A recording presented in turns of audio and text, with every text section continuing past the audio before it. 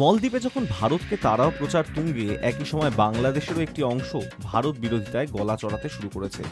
প্রতিবেশী বলয় এই ঘটনার অভিঘাতকে কিছুটা আশঙ্কার চোখে দেখছে বিদেশ মন্ত্রক। আর তাই ঢাকায় ভারত বিরোধী সুর প্রকট হওয়ার পেছনে যেসব কারণকে সামনে নিয়ে আসা হয়েছে তাকে প্রশমিত করতে কোমর বেঁধেছে ভোটের মুখে দাঁড়ানো মোদী সরকার।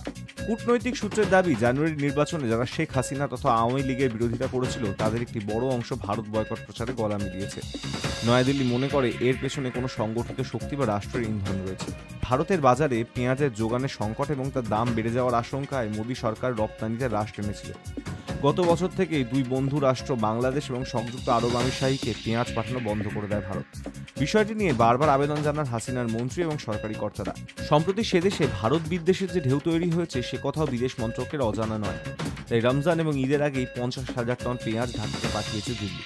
গত মাসেই ঢাকার পান্থপথ অঞ্চলের কিছু দোকানে ভারতীয় পণ্য তুলতে অস্বীকার করে, অথচ সেখানে ভারতীয় পণ্যই বেশি রাখা হয়। ঢাকা, চট্টগ্রামের অনেক দোকানদার এবং কর্মী বলেছেন, ভারতের তৈরি রান্নার তেল, প্রক্রিয়াজাত খাদ্য, প্রসাধনের সরঞ্জাম এবং জামা কাপড়ের বিক্রি কিছুটা কমেছে। দেশের বাইরে আত্মগোপন করে থাকা জামাতে ইসলামী, বিএনপির কট্টর সমর্থক অনেক বাংলাদেশি ব্লগার অনলাইনে ভারত বিরোধী প্রচার তুঙ্গে নিয়ে গেছেন।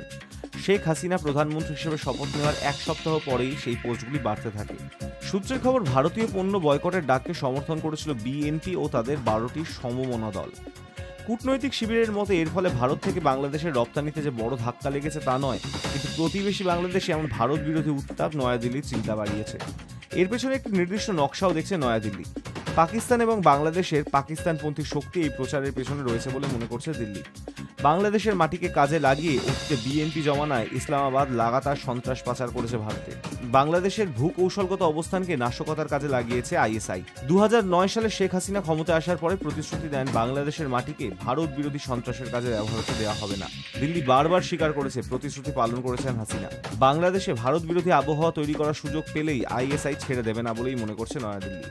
অন্যদিকে টানা 4 বার ক্ষমতায় আসার পরে বিএনপির বাংলাদেশ সরকারের উন্নয়নের মুখ্য শরিক ভারতকে নিশানা করছে বলে ব্যাখ্যা দিয়েছে বিদেশ মন্ত্রকের সূত্র।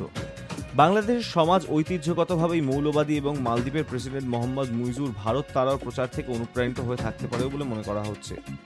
নয়াদিল্লির বাংলাদেশ দূতাবাস সূত্রে বলা হয়েছে, ভারত আচমকায় পেঁয়াজ রপ্তানি বন্ধ করায় অসুবিধা হয়েছে বটে, তবে কূটনৈতিক স্তরে এমন মেকানিজম তৈরির জন্যই সাউথ ব্লকের সঙ্গে আলোচনা এগোচ্ছে যাতে এই পরিস্থিতি তৈরি না হয়।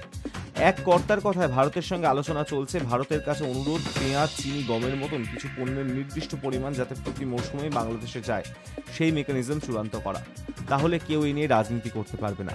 High news network.